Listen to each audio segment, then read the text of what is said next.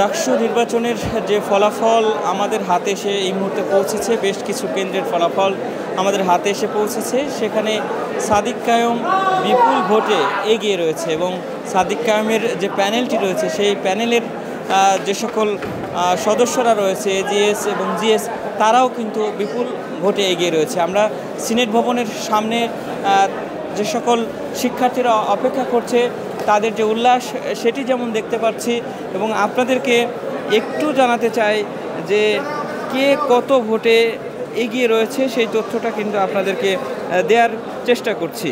আমরা আপনাদেরকে একটি হল ধরে আপনাদেরকে জানানোর চেষ্টা করব। আমরা শামসুন্নাহার হল, যেখানে ভিপি পদে ছাত্রদলের আবিদুল ইসলাম তিনি 434 ভোট পেয়েছেন, সাদিক কায়ুম পেয়েছেন 1114 ভোট, আব্দুল কাদের পেয়েছেন 59 ভোট, শামীম হোসেন এবং উমামা ফাতেমা পেয়েছেন 403 ভোট, জামাল পেয়েছেন 55, মেঘমুল্লাহ বসু তিনি পেয়েছেন 4 ভোট। শামসুন্নাহার হল ডাকসুর জিএসের যিনি জিএসের যে ভোটটি সেটি যদি বলি, ফরহাদ পেয়েছেন 814, হামিম 312, আরাফাত 505, মেঘমুল্লাহ পেয়েছেন 515।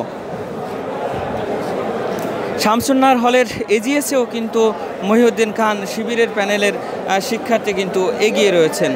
আমরা আরও কয়েকটি হলের তথ্য আপনাদের দিতে চাই। শহীদুল্লাহ হল, সেই শহীদুল্লাহ হলে সাদিক কায়ুম পেয়েছেন 966 ভোট, আবিদুল ইসলাম পেয়েছেন 199 ভোট, জিএস পদে ফরহাদ পেয়েছেন 773, বাকের পেয়েছেন 241, হামিম পেয়েছেন 249 এবং মহিউদ্দিন পেয়েছেন 844, মায়েদ পেয়েছেন 184।